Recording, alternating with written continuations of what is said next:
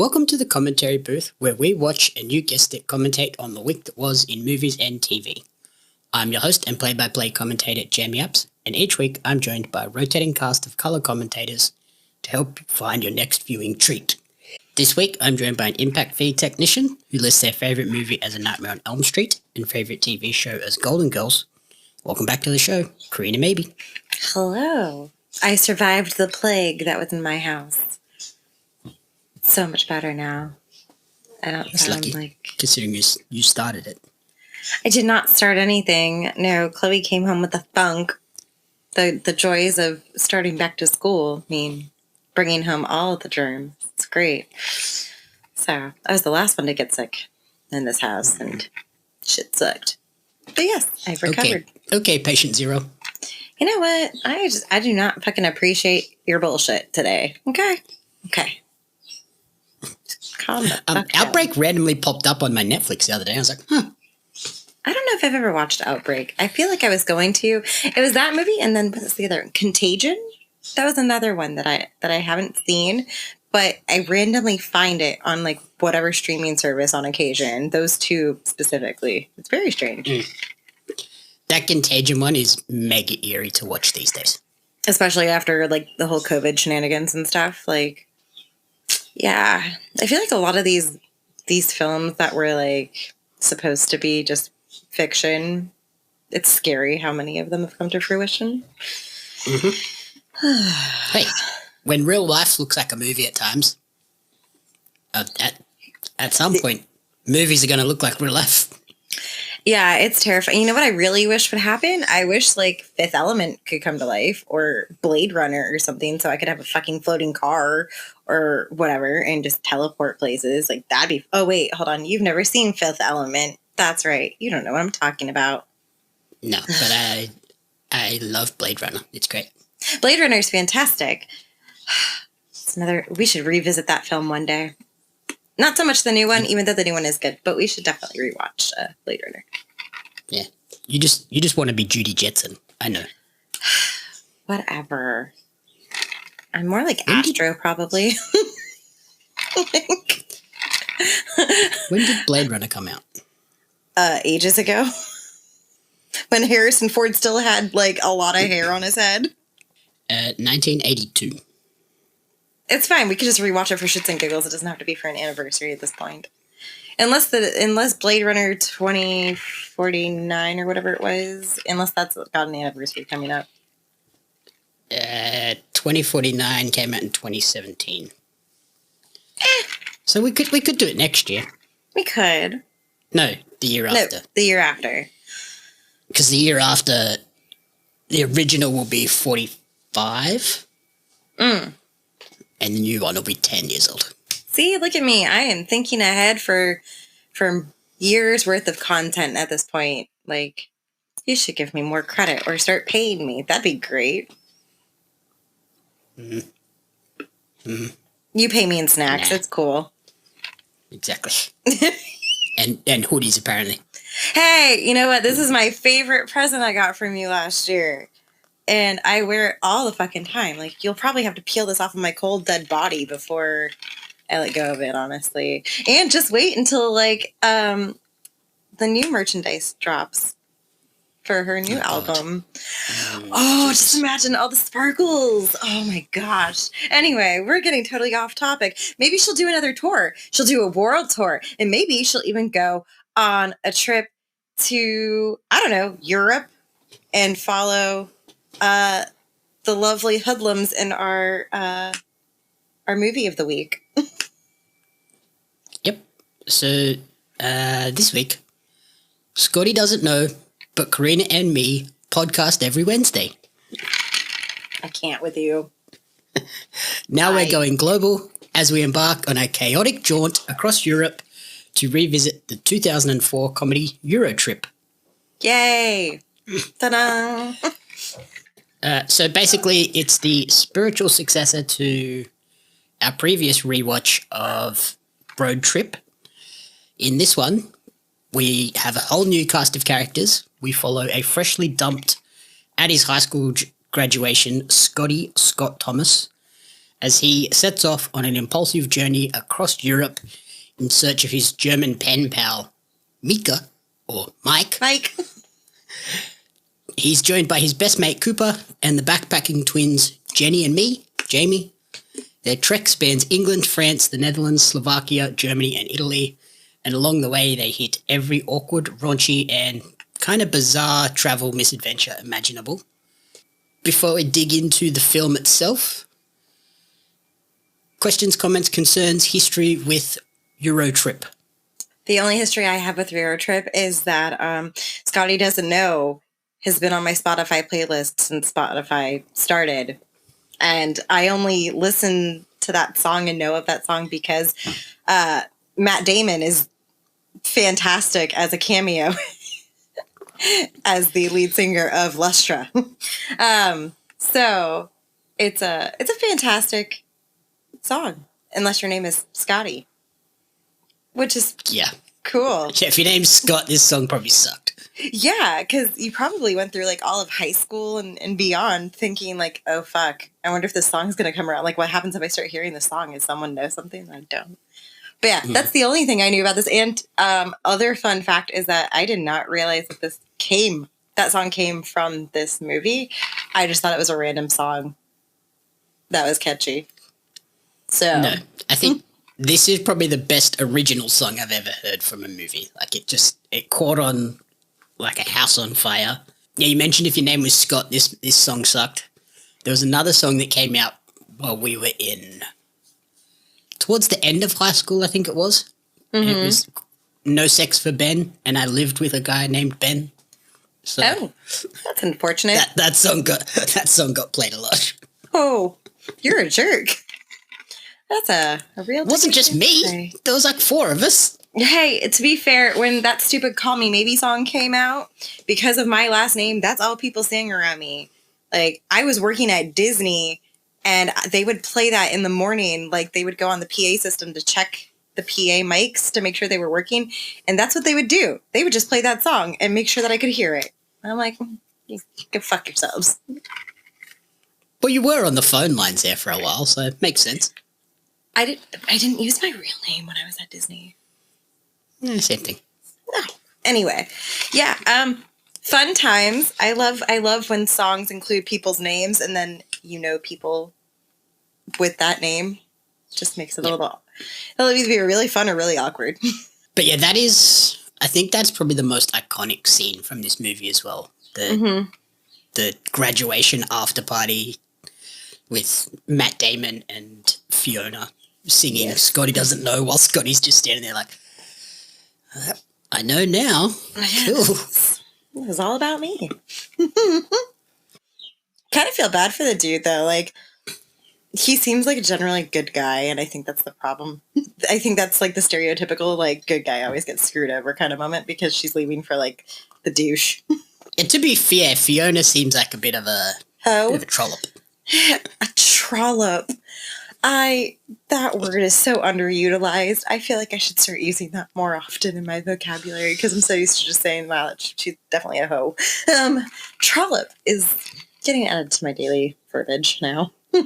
But yeah, like we're immediately introduced to the dynamic that they have where she dumps him right after does he graduate from high school and she didn't? So that suggests like she's younger or older. Yeah, because he said that like in a year we'll be able to meet up at college or something like that, I think is what he said. Okay, yeah, so she must be the year under him. Yeah. Which makes it even worse that she's with a guy. Donnie. Like Matt Damon's Donnie, who is clearly older than everyone. Yeah, he looks like he's like in his almost 30s. Yeah.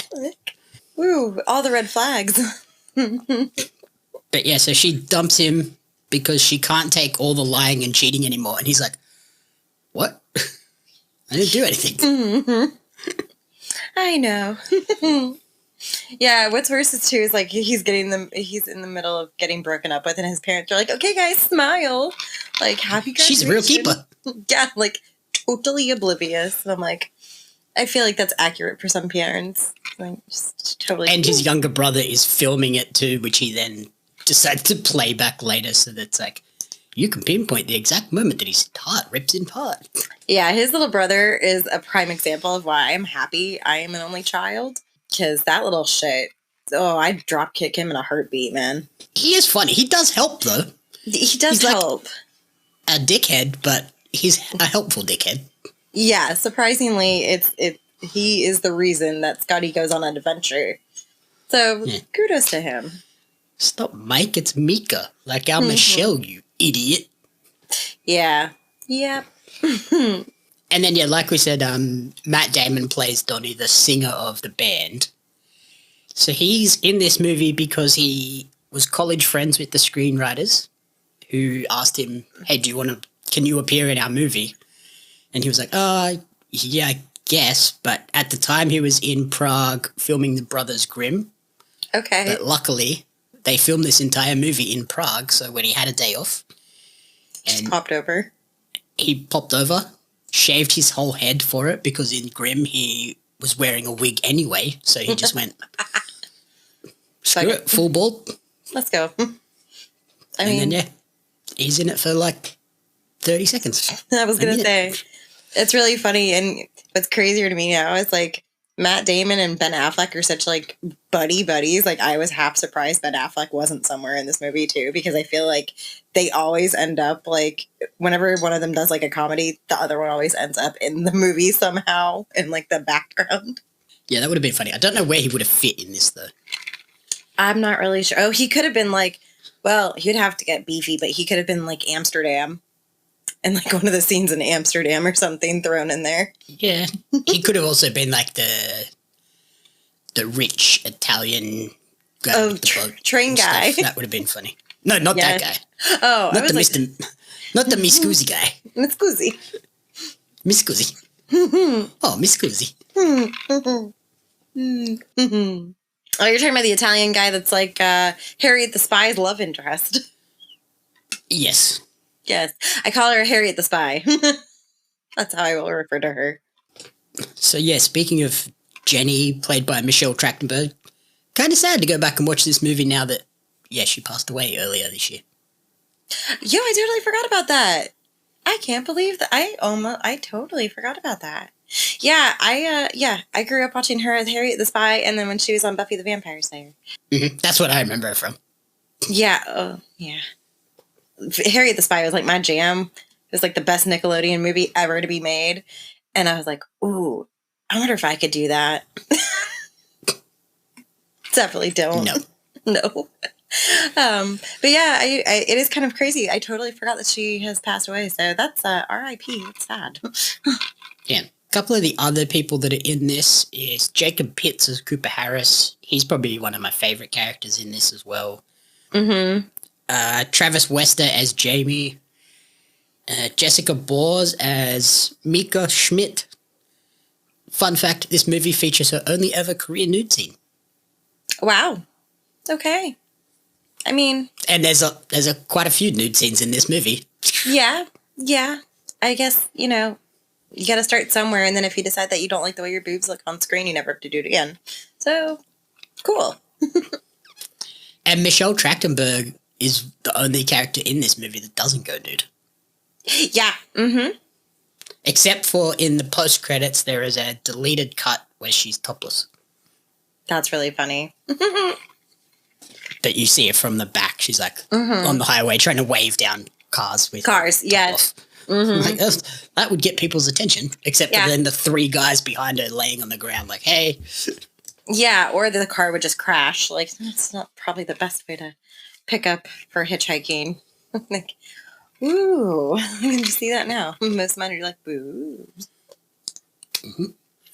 And then so obviously there's Matt Damon as the big cameo, but there's also Vinnie Jones as Mad Maynard, the leader of the Manchester United hooligans. Yes, I never know his name. I just know he's in like everything, and he's always like an angry, like British guy or something. Yeah, he's the stereotypical British hooligan, and it's funny that they have him as. Obviously, they chose Manchester United because it's like kind of the most well-known soccer club in the world, and your favorite. In the US. No, I just wanted to see your reaction. But it's also not his favorite because he played he played professional soccer for Wimbledon. Oh, okay. So yeah, he would absolutely, apart from being paid to be in a movie about it, he would not be seen in a Manchester United jersey. Let alone a bus that's decked out in Manchester. That's I love that they hate all the goddamn garlic bread slinging Frenchy frog eating guys and them goddamn itais. Dude, the amount of like random like insulting words that they threw into that like moment was just so overwhelming. The deleted like outtakes at the end are so funny too, where he's just like, they obviously just said like, just go nuts for as long as you can, and then he gets to the end, he's like, I'm exhausted. Yeah, like, can we stop now? Like that kind of moment. So yeah, he's probably like my favorite random like character that's just like there for entertainment purposes. And you can see like as he's going through in that part too, like he's running out of insults. He's like, oh, you fuck. Yeah, and he's like, yeah, I think in his head he's got to think like, did I already use this? Did I already say that? Like, yeah, like it starts off super creative with like, you frog eating, garlic bread slinging, Frenchy, and then it's just like, fuck you and fuck off, you dickhead. Yep. We also have Lucy Lawless as Madame Vandersex. I thought that was her. I was like, is that Xena? I can't tell if that's Xena. It was Xena. Yep. Fred Armisen as the Miss Scusi creepy Italian guy. Scusi. Kristen Kroik as Fiona. Not a fan of her. Where do I know her from? Not much, I don't think. Her face just looks super familiar. I think she reminds me of the girl that's in that was in Smallville. She's in the CW series Beauty and the Beast. That's her. Okay. Yep. Okay. Street Fighter, The Legend of Chun-Li. Mission Impossible, Ghost Protocol. Random shit. Nothing memorable. I think it's Beauty and the Beast is probably where I'm going to recognize her from, because CW has all those wonky shows that just like are one-offs usually, and I'm like, yeah, her face looks like I've seen it before. She is in Smallville. She's Lana Lang in seasons 1 to 7. Oh, yeah, okay. Yep, I was right. There we go, see? I never even watched Smallville. I know of Smallville because it had a big cult following for all the Superman people. Yeah, and she's also in Reacher. Oh, okay. This was her first movie, I believe. Yeah, it's had to have been her breakout role. Yeah, it was her first movie in 2004. She'd done TV and stuff before that, like obviously Smallville. Yeah. But yeah, this was her first film. But ultimately what sets this all off is Jessica Bohr's character, Mieke Schmidt, writing the email to Scotty, who he mistakes for Mieke being Mike and wanting to meet up after Cooper tells him, you're still writing to that creepy guy, like he's gonna try and rape you. Yeah. And he's just like, no, he's not. And then the next email is, I'm coming to America, we should meet up. And he's just like, no, you goddamn creepy predator, like, I'm good.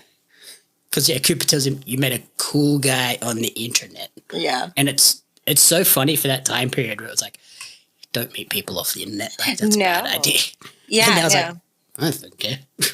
Yeah, now it's so weird how we have like evolved as a whole, because it was like stranger danger online, like you don't meet up from people in chat rooms, and now it's like you call a random stranger to come pick you up at your house or at your line of business to take you from point A to point B. Like, yeah, Uber, like all of the like Tinder Lyft, and the dating apps and stuff. It's like, yeah, just meet people online. It's fine. It's cool. Totally normal, totally safe. Mm-hmm. Goddamn serial killer over here. I've seen your book page. You know what? Just because I read about serial killers does not mean I want to live out my book fantasies. I have a very strict line in my life. There's a knife hanging on your wall. There are 4 knives hanging on my wall, actually, everybody. But they are wooden, and they are for different slashers. So you got to tell the whole story, not just leave it out as I have knives on my wall. Although that is how I told him when he was first coming to visit me. I was like, hey, just so you know, I have knives on my wall. And he still decided to come 9,000 miles over to see me. Whatever, I haven't killed you yet, so it's cool. The other funny part about Mieke is her younger brother named Heinrich, who he lives up to the German stereotype right there. Yeah, he does. I do love that they like had him prancing around doing the full like Nazi march with the Hitler mustache, and then they called him Heinrich after Heinrich Himmler, the second in charge. Like, oh Jesus! Yeah, that little kid was something. He stole the scene in that, like totally. Like I wasn't even halfway paying attention to what the whole conversation was going on in that entire moment. I was just paying attention to the kid in the back doing the goose step. Mm-hmm. Yep. Yeah. So yeah, ultimately when they realize that Mike is Mieke and a girl, not a guy, Scotty decides, oh, we've got to go and fix this and go to Europe and make up for what I've just written in this drunken email after peeing all over his brother's bathrobe. It's fantastic. Scotty and Cooper decide, okay, right, let's go to Europe. How are we going to do this on the cheap? And they do it by being couriers, which is quite funny. I love that idea. We should bring that back. Just dropping those hints, DHL and FedEx, and that'd be cool. Yeah, now they just own their own planes, and they're like, oh, screw it. It's cheaper to just buy the plane. Facts. Very much so. So joining Scotty and Cooper are the twins who have already planned a backpacking trip across Europe. Yep. My favourite part about these two is the running joke that Jenny isn't a girl. She's just one of the guys. And Cooper just says, all the girls at our school are like total hags. And she's just like, I'm a girl from your school. It's so it's weird. I feel for Jenny in that because I have always been one of those guys, girls, kind of thing. So like the majority of my friends group growing up, I was always one of the guys, and I was like, I don't feel seen, like at all, which is fine. Like I might as well just have a penis at points in my life when I've had conversations with people. Like male conversations don't affect me anymore. I'm just like, yeah, totally. It's just, whatever. We'll measure dick sizes. It's cool. Whatever. She does enjoy Twin Peaks, by the way. Yes. I don't enjoy Twin Peaks, but I go there to watch Jamie drool. It's fantastic. He doesn't go there for the burgers. I got a sandwich there anyway, so I didn't even get a burger. You didn't. It's true. You just went there to go look at some mountains. It's cool. I got a burger with free shavakadu. Gross. Anyway, enough about avocado ruining sandwiches. And then the other funny line that they have in sort of that interaction is when she's describing what her like ideal scenario is when she goes to Europe. It's like, meet some rich European guy that has a boat and she can spend the summer on his yacht in the Mediterranean. And she was like, that's pretty gay. She says, like, it's not gay. I'm a girl. Yep. 100%. I love it. Is it weird to listen to a character that has your name through a whole movie? Like, is it odd just like hearing your name be spoken by other characters? I've always wondered that because like my name is, aside from the actual movie Corrina, I've never heard my name in another movie in my life. So I always wonder if that's weird for people. A little bit. You just kind of blank it out. I mean, especially when you're a main character with such a cool, gig and shit. Like, your character ends up with a really cool gig and you're a photographer in this movie. Yeah, he also has a currency colostomy bag, so that's not the coolest thing in the world. You can't, dude, for real, so many people when I worked at Disney had those. I didn't actually know those were a thing until I worked at Disney, but a lot of visitors from like Brazil and shit like that, they would always come with those, and they'd come to the ticket window to pay for a ticket, and they'd start lifting up their shirt, and I'm just like, what's happening? And then they'd like whip out this like thing that's attached to them, and I'm like, I thought fanny packs go on the outside of the shorts, but okay, cool. It's very strange. Yeah, it's definitely like a boomer thing. It's definitely nowhere near as like common these days. Like people are just like, I just have like a currency card these days, like a travel card. Yeah, a lot of people don't carry cash anymore. Yeah, it's like, cool, you can steal the card, but you don't know the PIN number, so you're not going to be able to do anything with it anyway. Yeah, and so many people don't carry their passport on them. Like, they'll take a photocopy of it and carry their photocopy with them. Or, like, a driver's license. Yeah, I just keep my driver's license. Yeah. I would never take my passport once I'm in the country out of my bag. Yeah, no, that would terrify the shit out of me. Because you lose that, you're paying a massive fee to get an emergency one to get home. Yeah, no, fuck that. Fuck that. Yeah, I've seen, like, people that take their passport out to, like, go out in the States. I'm like, you're a freaking idiot. Yeah, I guess in this movie, though, since they're technically backpacking and they don't really have, like, a set location where they put their stuff, it makes sense to, I guess, keep it, like, in one spot with one person. Kind of. Yeah, and I guess if it's on, like, in his little fanny pack thing, it's in the front, so he's going to see if anyone tries to steal it, whereas if it's in the back of your backpack, yeah, it could just be nicked. It's very true. So on the flip side of Jenny's, like, dream of finding the summer fling with a European man, we have Cooper, who his whole plan is to go to Europe because that's where he's supposed to be, because America was founded by prudes who fled the kinky European sex, and he wants to have the kinky European sex. Go Cooper. My favorite part is at the start when we're introduced to him and he's like, this isn't where I park my car. Yeah. It's a reoccurring thing all the time, and I love it. Yeah, this isn't where I park my car. And then when he finally gets to Amsterdam, he gets the chance to experience the kinky European sex at Club Van de Sex. He's like, this is definitely where I park my car. Yeah, I love it. I love Cooper getting his free T-shirt. Like, if anybody knows anything about me, I will do almost anything for free stuff. Like, I've woken up at 4 o'clock in the morning. Yeah, you do love a free T-shirt. I do. I woke up at 4 o'clock in the morning to get a free T-shirt from a coffee shop. I stood outside of a brand new Aldi for 3.5 hours and got a $25 gift card.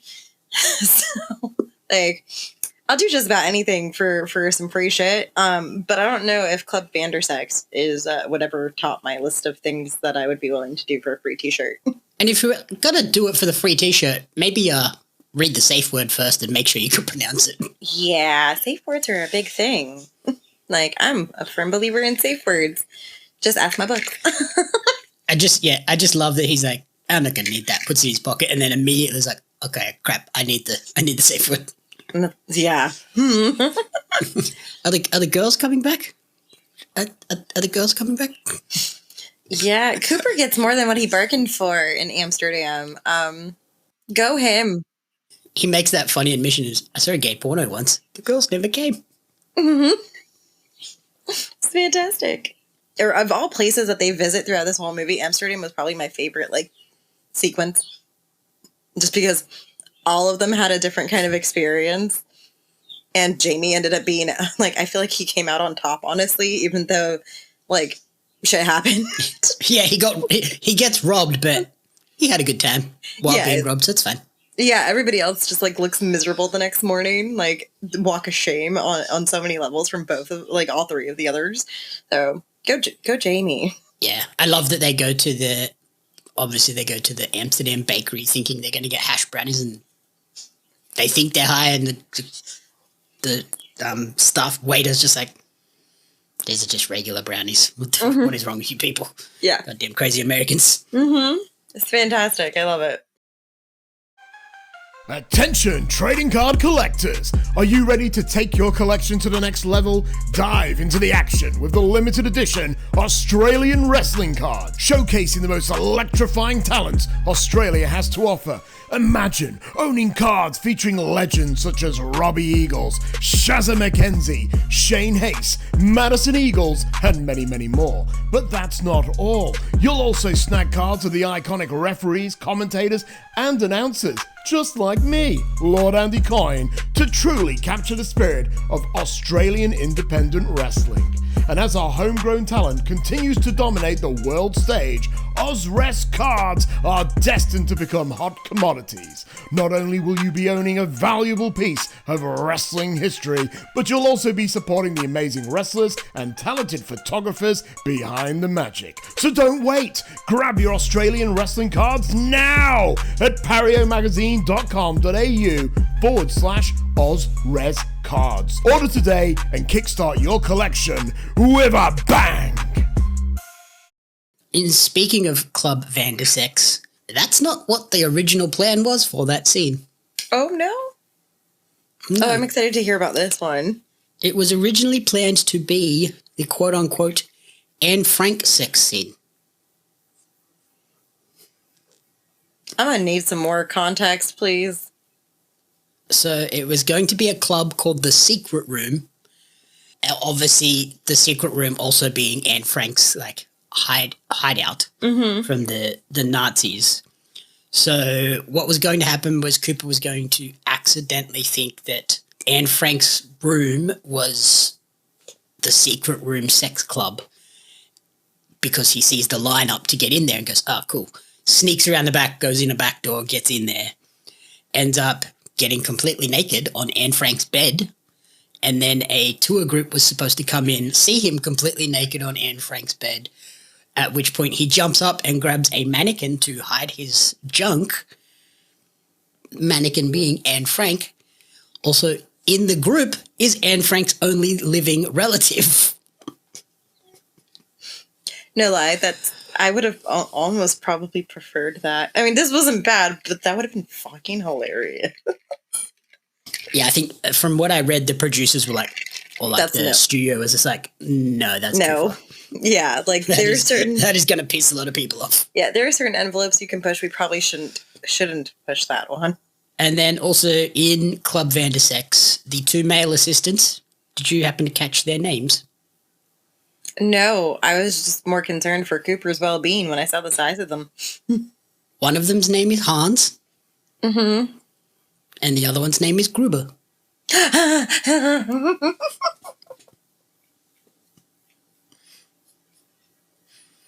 thought you'd like that fun fact.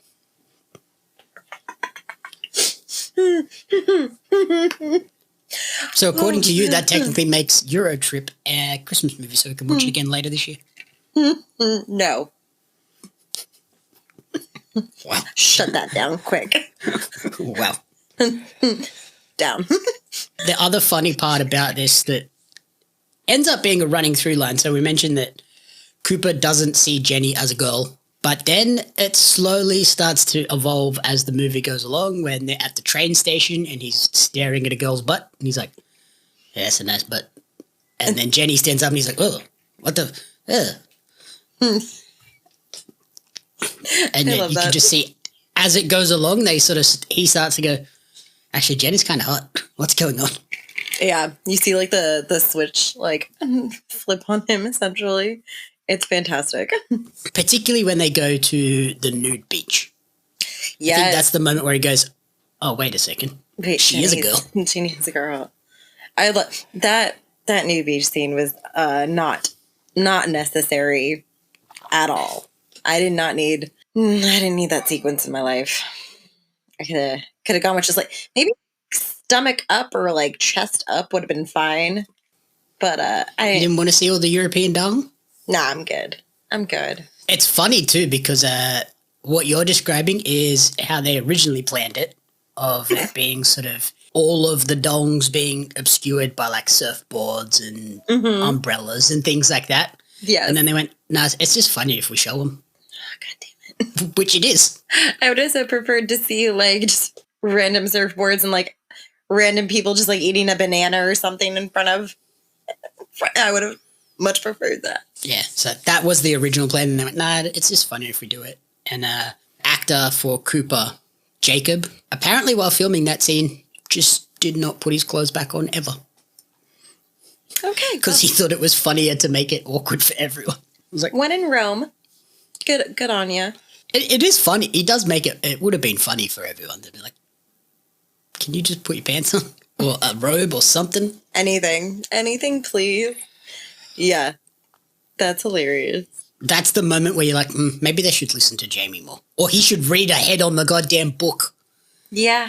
Yeah, there's that. I never thought listen to Jamie more would actually be a necessary sentence to escape anyone. To be fair, that's advice everyone should take. Listen to Jamie more. I don't advise. Not on everything. I mean, look at your football team. That's fair. But yeah, he is quite, I feel that this is like the first time I remember seeing someone that was like clearly autistic without them like making a big thing about it. Like, yes. He's 100% autistic. Like, yeah. He got a touch of the obsessed with the Fromers book. Mm-hmm. If only he'd turned the page on that nude beach before they got there, things would have been very different. I mean, we all would have been a little less scarred, probably. Another thing I noted too was obviously because this has them traveling all across Europe, it could get quite long. So they do all of these cool transitions to like lead us through, cutting from now we're in France, now we're in London, then we're going out to Slovakia and things like that. And they do the sort of the map, and then they do all the like collage transitions. What did you think of the sort of editing? I liked it because they made their plan when they were at the restaurant, and I loved how they used like the different objects on the table, like bread is this and this is that. So I appreciate that when they were editing this and doing that transition, like they used Brussels sprouts for Brussels, and they had like bread there for France and stuff like that. I think so. It was really, I really liked that. I think that was super creative. And then, yeah, I love like when it does the transitions too. It's like newspaper clippings and bits and pieces to sort of like just transition across to, okay, now we're going from London to France. Yeah, it's fantastic. Also, when they get into, because they're trying to get to, when they end up in the random town that reminded me of Chernobyl for a hot second. Oh, Bratislava. Yes, that place. That crazy guy that ends up driving them. Oh, I know him from somewhere too. Who is he? Do you know who he is? Like, I don't know. Okay, but you know he's been in like a bunch of shit. Oh my god, it'll bug me, and I'll figure it out when we're done with this podcast, and I'll be like, haha, it's gonna happen. It's just funny because that guy's like quite clearly a serial killer, and they have no idea. I don't know what you're talking about. He just needed a friend, and he was just trying to help them out. I don't know what you're talking about. So yeah, there's that crazy guy. There's, during their travel adventures, they also meet the Miscusi guy. What did you think of the Miscusi train scenes? I never want to take a train. I've always wanted to take a train. Now, You've been on a train. Okay, an actual like train, not like the metro trains. Okay, like metro train. That was an actual train. The metro train is very different. It's driverless. Okay, well, I've been on a metro train in DC, and then I've been on a train, like a transport train, a commuter train. There we go in Sydney. However, I've never been on like a sleeper Amtrak train to go from like on an adventure. I've always wanted to. I think it's really cool, the idea of it. However, I will not be doing that. You should go on that new high-speed rail that they have in the States that still takes 7 hours to get from like DC to Philly or whatever it is. I'm good. I will only go on a train now if I can get my own like sleeper cabin or something, because I don't want to run into a random person coming into my cabin being like, oh, mi scusi. And then anytime I go through a tunnel or it gets dark, they're in a different position. Because no, thank you. I don't like people that much. I did laugh when I saw that clip about the American high-speed rail. And they're like, oh, it's so much better than the previous train. And everyone's like, it's basically the same. It's like 20 minutes quicker, and it's 3 times as much as it costs to fly and 7 times as long. Yeah, we always want to be more technologically advanced. However, we are always behind by like 15 to 20 years with everything. Oh, yeah. We've been talking about there's going to be a high-speed rail from Brisbane to Melbourne for the last like 20 years, and they still have done shit. I feel like that's a little bit more difficult, though, probably to do, because that's like a lot of random terrain, ain't it? Like, you guys have like all the different kinds of terrain you'd have to go through. If you went out like west of Sydney, it's pretty much all flat and easy. But they waited too long, and now everything's too built up. They would have to like buy so many houses to demolish it to make an actual rail. Yeah, plus you guys have like a lot of national parks and stuff like that, I feel, and like a lot of protected like area. Over here, we just bulldoze over everything. Like building is better apparently around here. That's why we're all flooding. You have the new Sunrail. Is that fast or is that just average train? It's just supposed to like help people. Like it's not. I've never taken it, but I don't think it's very fast. I think it's just an alternate to like taking a bus, and it does get you there quicker. But it's for me, the locations of the train stations are not super convenient. I would still have to drive when I got to my destination to go anywhere, except for like major areas. Like like the closest one to me is either DeLand or DeBerry, which I have to drive to. And then if I took it into downtown Orlando, it drops you off in the middle of downtown, which is cool because you can walk around and stuff like that. But if you get dropped off in like Altamont, you would have to like Uber to go to the closest like place to do anything or like find a different means of transportation. Kind of defeats the purpose, doesn't it? Yeah, and they were supposed to use it as a form of tourism. So like I think it's going to stop in downtown Sanford or something like that, which is cool. But like if it's like stopping in more of the rural areas, like the one in DeLand that they just recently opened, it's like a solid like 10-minute drive to get into downtown DeLand, and it's not super like quick. So it's a cool idea, but the execution of it is kind of crap because they had to use the existing train line that's already there and then just build on that. Yeah, because they use the same line that the Amtrak uses. So you know, it's cool and the idea is cool. But they also don't run it on the weekends. They might now, but when it first opened, they weren't running it on the weekends, which was kind of stupid because in my head, I was like, if you're trying to draw tourism in to like see like Orlando City games or anything like that, Magic games, that would be prime time to have it running on the weekends. Stop people driving in and causing traffic chaos when there's a big event like that. Yeah, but they did not. So I don't know what they've done with it now.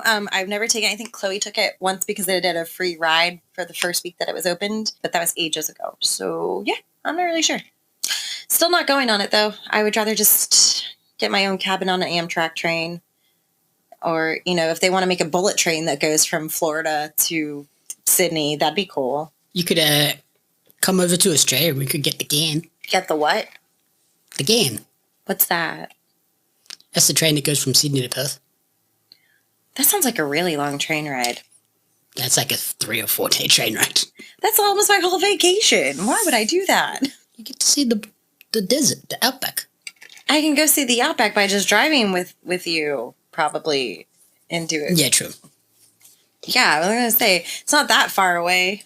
A couple of the other things that happen is in France, the fight with the mime robot. Yes. What did you think of that scene? That was like that Wild and Out show. That reminded me of Wild and Out that Nick Cannon used to do, except with like break dancers instead of like rappers. Yeah, that was a fun little thing. I've always been fascinated by like the living statues and shit like that. So I think that's hilarious that they were able to do that and mimic the robot movements. I like to a T. Yeah, I thought that was very funny. Mention they go to Bratislava, which is the capital of Slovakia. I love how the exchange rate there is so good that they go from being broke as shit to being the richest people in town. Yeah, like we have 27 cents. What are we going to buy? And it's like drinks on the house, like all of this custom suits, multi-course meals, all of these drinks. The club, set. And then they go to the club and there's a remix of Scotty Doesn't Know being played, which is hilarious. Like everywhere. Even in Eastern Europe, he cannot escape. Yeah, it's hilarious how much it haunts him. They drink absinthe, and we get a little cameo from the Green Fairy, which is also quite funny. I'm kind of disappointed that I've never seen the Green Fairy. I've had absinthe once. Granted, it was like the kind that was like, I guess, legal in the States versus like the illegal kind. You got American absinthe, which is kind of just mint fucking liqueur. It was delicious, though. And then that's when we find out that these are the worst twins ever. Obviously, you having never seen the movie, that came as quite the shock. That was something. I was like, oh. I was like, no. I'm gonna hard pass on that one. And then they like, yeah, It's a very funny reveal where you're like, oh god, that's messed up. Yeah. But I think it brings them closer together. It's something. And it's funny because Cooper like just rubs it in constantly from that moment on. At least I didn't make out with my sister. Yeah. Although I feel like if that had been Cooper in Jamie's shoes, he probably would have been like, yeah. Well, they do go on to join the Mile High Club at the end of the film. That is very true. Go them. That sounds really uncomfortable. Yeah, no, thank you. Unless you're in like a private jet, cool. But like if you're in just like a regular like economy class, like those bathrooms are smaller than a closet. Like I don't know how you're doing anything. Before they join the Mile High Club, they go to Vatican City, and we have a whole sequence at the Vatican and the new pope, and a new pope being elected within a matter of minutes. It's quite funny. It's a record. It's incredible how quickly they came to the decision on a pope. That the pope didn't even know what was going on. They got a new pope before anyone even knew that the pope was dead. Yeah, the pope didn't even know he was dead. Yeah, what the fuck? I'm getting replaced. What? I got fired? Can they do that? And I love like when Scott goes out onto the balcony in the pope hat with the curtain wrapped around him. That everyone's like, "Oh god, it's the new pope," and then he shimmies down the side of the building like, "This new pope is crazy." Yeah, some fucking James Bond shit right there. I also love the fact that Cooper sets the Pope's hat on fire. I'm sure a lot of religious people were not very, very happy with that scene. I love that it's the true first American Pope. Yes. Scotty doesn't know. Scotty doesn't know that he's the true first American Pope. Nope. Scotty doesn't know a lot. And then to close out the movie, the college where Scott ends up going makes the same mistake that he did by allocating Mieke to the same dorm as him, even though they are a guy and a girl, which they don't normally do. So very, very funny serendipitous moment. I love how he's like, wait, did they make this co-ed? And she goes, no, they made the same mistake you did. They thought my name was They thought I was a guy. Like, lucky for you. So like I mentioned, this is the spiritual sequel to Road Trip, but where the first film, Road Trip, made $119.8 million worldwide, EuroTrip was kind of a flop. It made $22.6 million off a $25 million budget, despite filming everything in Prague to try and save money. Wow. So kind of a disappointment, but it has gone on to become like a cult hit. Like I personally prefer EuroTrip over Road Trip. 100%. I actually enjoy EuroTrip way more. Also, the kids in EuroTrip, they look their part. They look like high school students that are graduating. They don't look like fucking 30-something-year-olds in college, like in Road Trip. So they did a lot better with the casting, I think, on this and the timeline for them.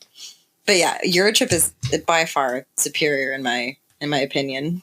I think just because they have so much more freedom of just being really out there and wacky because it's a different like country. Like it's just broken up into different sections, and they do make a bit more sense of it doesn't have to try and be cohesive throughout. It's just like, what crazy shit can we do in France? What crazy shit can we do in Slovakia? And then the Netherlands, and then Germany, and back to Italy. Yeah. And then we get Vinnie Jones fighting the goddamn Vatican guards. You goddamn dirty eye ties, but I'm Swiss. That was fantastic. I love that. So yeah, this is called EuroTrip, not the original name. No. This was originally supposed to be titled Ugly Americans. Okay.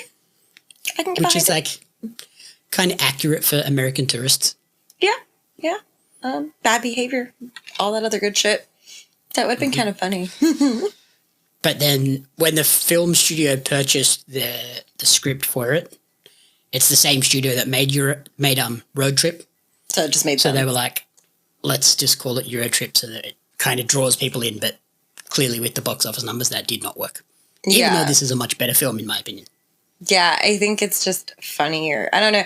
The humor in this movie is not as raunchy.